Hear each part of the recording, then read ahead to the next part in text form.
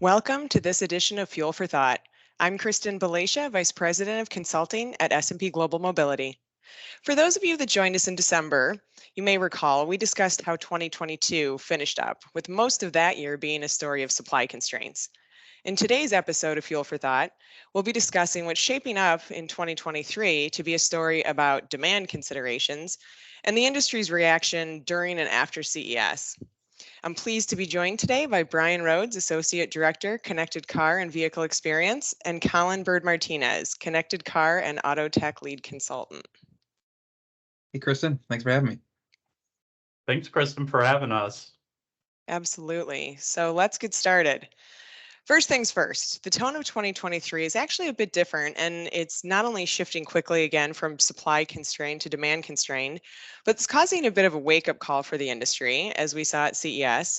And if CES and how we've started the year is any indication, the industry's focus is shifting. So, and what I mean by that, Colin, I'll start with you. You were at CES, as Brian, you were as well, but there were certainly a lot of exciting things that we saw there, and let's say some futuristic things, but overall, a lot of real world, let's say, things that you'll see today or you could touch and feel in a production vehicle. Colin, why don't you give us your rundown of the show and what you saw and your thoughts? Sure, yeah. So first off, starting with the vibe of the show. So this is the first time that S&P was able to go to the show since 2020. What we say is the attendance still was a little bit down. It's about what it's marked as is about 100,000 is what CTA is saying, and that's up from 40,000 from 2020. So obviously a substantial bump, from 2021. And that's still below the 150,000 who went to 2020. But if you consider the fact that people from China didn't really have time to prepare to come here, since that opened up after the show was first announced for registrations and things like that. And the South Hall, which is one of the four halls for the Las Vegas Convention Center, was also closed down for COVID testing. So if you think about next year, it's potential to be a record year. We'll see. You spoke to the commercialization. That's a big theme this year. Less so on concepts, more on that. We saw a lot of full-on vehicles that are going to be on the market from Volkswagen, from Volvo, Ram eventually, Mercedes. And then excitingly, we saw the Sony car that's going to be production ready in a few years here. We also saw more autonomous tech that is ready for prime time now. And I'll let Brian. Brian, what were your thoughts? Yeah, for sure. I think at a high level, certainly the emphasis on commercialization was the biggest one there, and not necessarily laying out the 10-year roadmap for a supplier or an automaker, but these are the products that are coming to field next, or these are actually the first few wins we have in field, and really emphasizing, I think, a need for ROI for this type of content. Now, some of that could just play into, I'm not sure what CES 2023 is going to look like quite yet. What will those attendance numbers be, before Colin can recite them? So maybe you're unsure of how much concept investment you want to make. But yeah, that's I think definitely a unique takeaway from this year's CES compared to previous years. That one stands out. Yeah, and I think there's a lot of buzz about the software-defined vehicle, and what we're seeing in all of these topics is the industry is moving away from talking about what could be, talking about what they've spent millions or billions of dollars on, and then, to use an industry term, the rubber has to meet the road here. So, Brian, in your estimation, is the software-defined vehicle something that's here, and how are we seeing it, or is this still in the works? No, it's a great point here on software-defined vehicle, because this is a great example of CES transitioning to kind of some of the here and now. The term software-defined vehicle is tough, right? Because that means sort of everything and also nothing at the same time. But if we sort of just loosely look at that as, a consumer's perception of the vehicle being the features that can be enabled by software, or some of the like the operating system side, the the running and the maintenance and the updatability of the vehicle from more of an industry perspective being defined by software, that is certainly more of a reality now than it ever has been before. There's a few aspects, keeping a little bit on this topic of CES, where we started to see, especially large tier ones, come to the table with more widely applicable software platforms. So not just this is what software can do for you, or this is why you need to plug in this cybersecurity solution, but this is how you embed this from a foundation perspective in the design of a vehicle or a vehicle platform to make use of the stuff that you're going to want to enable, whether it's OTA or new feature, et cetera, down the line. And I think a major part of the kind of a subplot of CES here is the sort of supply chain pitch to the automakers saying, you need our help, right? We're past the debate, and this is an opinion, right? Coming from a supply chain, you can expect this opinion. But moving past the conversation of, do I do this myself as an automaker, in-source it all, or do I, shake hands with someone, share some of the potential revenue here that could come from it, but partner up on a solution? And we've had a number of examples and news of targets not being hit that sort of point to the need to potentially partner here. And beyond partnering, is it partnering with potentially a big tech or with a more traditional tier supplier? And that's definitely a part that I think is bringing us to some reality with some of these features in the software space. Another thing I wanted to kind of touch on here, broadly speaking, is this huge cost increase we're seeing in the software realm. We're seeing a growth rate of almost 8% a year in software growth, and these are hundreds of millions of dollars now when we get into the kind of mid to late 2020s, according to our forecast. So that's not insignificant, and that growth isn't tailing off very much. And this is paired with, we see a lot, even if you're not working in the software space in this industry right now, you're probably seeing headlines around how difficult it is to attract talent here, right? There's so many people that are coming out of school that have these types of skills, and being able to come from a highly regulated, relatively slow industry compared to consumer electronics, for instance, it can become difficult to attract that talent. And even in light of some of the layoffs in the technology world that we're seeing, it's not just a coder from company A now becomes a coder for OEM B, right? It's a little bit more complicated than that. The upskilling required, whether internally or kind of taking someone from a different industry on. So there's a lot of challenges in the software space, but it also, some of these challenges are just by way of it growing in importance in automotive.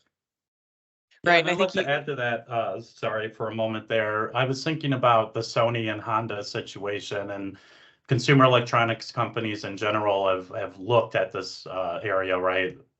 Apple has, we kind of know that for a fact, right?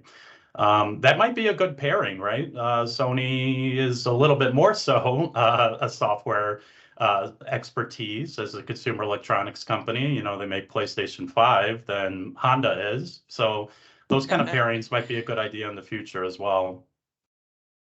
Yeah, absolutely. And I think you've also just answered the question if anyone is wondering what their child should study in college, or the jobs or internships people should be looking for, because the demand is pretty incredible, as is the value of those positions. And so we're entering this market that's, shifting its focus to new things. At the same time, we're seeing, the end of, wonderful financial conditions, the end of cheap capital, raw material shortages continuing, less supply issues, more demand issues. So, it kind of begs the question, Colin, with all of these pressures that will impact volume, that will eventually impact margins that the market's facing, OEMs in the industry still need to drive revenue. They still need to drive margin. How do connected services, are we all going to start paying a lot of money to play video games in our car? How do these connected services fit into this? And what is likely the path that you're seeing to get us there? Yeah. Stepping back and looking at our industry in general, it's a highly seasonal business, right? Doesn't do too well in the winter. And then it's a cyclical business. There seems every decade, we get 1 or 2 years down. So one thing automakers are always looking for, and they started first with telematics, is a way to flatten out that revenue curve, right? And increase gross margins. And software is where you want to be, particularly a subscription. And gross margins could be anywhere from 75 to 85%. You know, I think the best you could do in autos, at least what Tesla says, is 20, 30%. So that's a huge increase. Software in general too, you know, there's the recurring revenue part, but then there's also, you're looking for revenue retention, right? And you can do that a lot better when you have a subscription and you have some ability to communicate with the consumer through the car, right? You're getting rid of the intermediaries, and you're getting rid of some of the acquisition costs to try to go back and get these consumers. I don't know, I'm sure you guys have all gotten the phone calls, assuming you have a OnStar capable vehicle or Sirius XM, you know, that costs them money, of course, to do. And doing a push notification software base is a lot easier, right, in terms of cost. So at first, I would say doing a subscription or something like that, it will actually increase the cost for automakers if you think about it, because now they're going to implement potentially more features. But over time, that will decline, of course, especially with subscriptions, which is more so the way we see them going. We break this down into 4 different sections on how the software domains would work. One is cost savings, so you can think of that as multiple different things. It can speed up the product development cycle, could allow you to do A/B testing to see what features move consumers the most. I wouldn't really call it this, but I am. You could sort of launch a half-baked product and fix it in post. That's what software companies do. And sometimes, software companies use a method called Agile, which is continuous improvement and launching products that may not be fully developed. Automakers could do that now. And in fact, I would say some do. And virtual trim is another way we look at it. And you've sort of seen this with BMW and the changing colors and adding a weather package or heated seats after the fact. Or, you know, there was controversy around that. That's something you could do. You know, you could speed up your go-to-market strategy or change it after the cars came out, right? You could clarify pricing. You see Tesla do this all the time. You can redefine the product value proposition if it's not working out right. And again, that A/B testing, you can figure that out a little bit better. And then, of course, there's direct revenue. That's obvious. And then there's some automakers that just see this as a value add for the consumer and to increase brand loyalty. And maybe get some ratings on royalties. So, I mean, on loyalty there. So those are kind of the ways I see it, and that's starting to develop. I think one great example I have top of mind is Qualcomm displayed how their chips could function, but then they showed some benchmarking, some referential designs on software. They don't design software, but one was the VPA, the person asked, can you put on the heated seats? What it responded with is that you haven't purchased that, but you can purchase it right now. And it showed 3 different tiers on what that could look like. And then the person just said yes, and it used biometrics. So, you know, making that ease of use, getting rid of those pain points, and really getting people on subscriptions is going to move the meter for automakers in terms of profitability and sort of conquering this cyclical situation. Yeah, that's going to be an interesting, I guess, path or development to follow and watch and see, you know, what people are willing to pay for, where they'll push back, what legislation, you know, what role legislation plays. There are some groups and states even, you know, trying to push back on not allowing companies to charge for things that don't cost them any more money to enable when it's in the vehicle. And I think there's just a lot of different variables as we work through this. But, you know, the industry is going to have to do something, and we're all certainly used to paying subscriptions for things. And recently, you know, I think we all have a number of subscriptions where we received emails over the last couple of months. They're all increasing in price, right? But they're so ingrained in our lives. And I think vehicle capabilities will be no different. We'll be very used to it. And, you know, we won't want to live without certain things. Certainly, I'd pay a lot for my heated steering wheel. Don't tell my OEM that, but I would. So shifting gears a bit from the CES topics. So Brian, in light of, I'll say the recent, although late last year, Argo AI, Ford relationship dissolving, are we going to see a major shift in 2023 as we look at autonomy approaches, levels, and what we're going to expect people to spend money on and try and achieve over 2023? Yeah, this is a big one for sure. I think the hype of autonomous driving tech took a real big hit over the last couple of years. Both, you mentioned one example there, a couple of marks not met, as well as just the macroeconomic factors that are certainly hitting this area of the industry particularly hard. So yes, I think to some degree we will see a shift. Now there's a bit of regionality here. In China, for instance, there is still a huge push from the domestic automakers to continue on this very aggressive path towards autonomy at various different paces. But beyond that, you really see this very hard line developing between tech companies like a Waymo or a Baidu that only have a vision of an L4 or beyond future, right? A hands-off environment. And the automakers now, which I think are shifting a little bit away from the hype of what's to come and more towards what's happening now with their automated driving features. So this distinction between the autonomous tech and the automated tech, I think, is going to be sort of redefined in 2023. And the basic premise here is that we're not seeing investors or the capital markets being willing to foot the bill for what we now know is a pretty meager ROI initially, and difficult to define timeline, right? We've seen enough misses now that it's difficult to sell someone here. So, that being said, this sort of reinvigorated interest in automated features is probably going to expedite what we thought might happen on the on the next vehicle you buy at a dealership lot, because a lot of these features are being or these investments, I should say, are being reviewed in terms of, okay, we need to incrementally improve what's on the vehicle right now, make it safer, move in this direction, but no longer maybe this 2030 L4 type of target that might have existed in the past. So L2 plus is a term that has sprouted out a few years ago in terms of popularity, and now it's really being hit hard as kind of the where a lot of new production features are going, right? Hands-off features in the vehicle somewhere before L3, but still giving that sort of situational ability to have the vehicle take over. And yeah, I think that this is going to be a big one for the automakers who have cost competency from a discipline perspective, from an awareness perspective.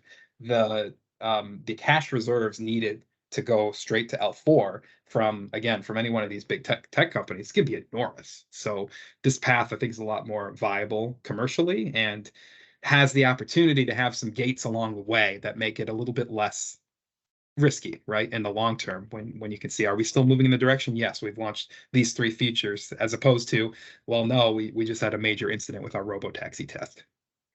Right. And I think you've answered my last question, but so it's not that they can't get there, it's that a current value proposition doesn't really exist, right? So vehicle prices are already at record highs. Interest rates, at least from a consumer perspective, are moving in the wrong direction.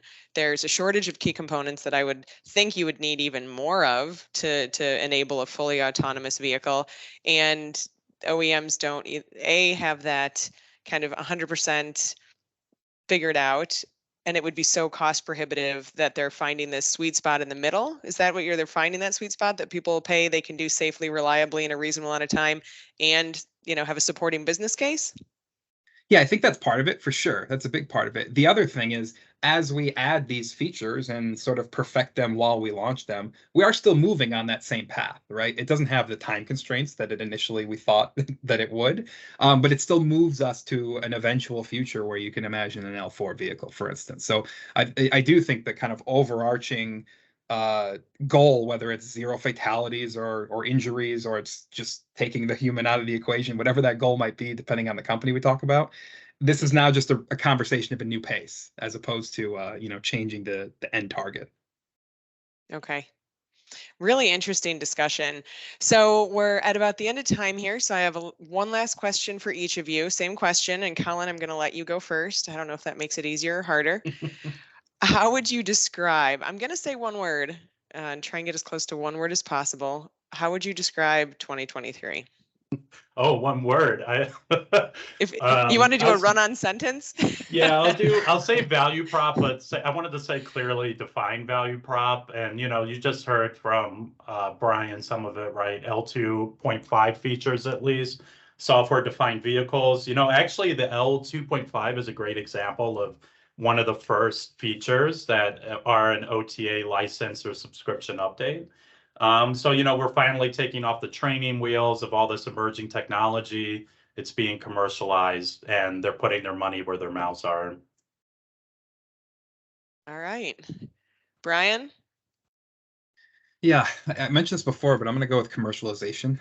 I think the need, whether it's OTA or something more core software or some of these autonomy or automated features, excuse me, the need to kind of prove that the consumer demand is met with a price point that allows us to continue to be sustainable, this investment. And I think where 2023 is really a year of mainstream launch for a lot of these features. It's not a buying segment that would be more apt towards higher technology or anything like that. This is now coming, all the way down in low trims, in entry level vehicles. So I think commercializing a lot of this content to justify future investment is going to be a big thing to watch in 23. Fantastic. Thank you. We'll end it there. And thank you everyone for joining us today. We'll be back with more Fuel for Thought next month. To opt in to our newsletter that provides more information on this topic and others, please visit spglobal.com/mobility.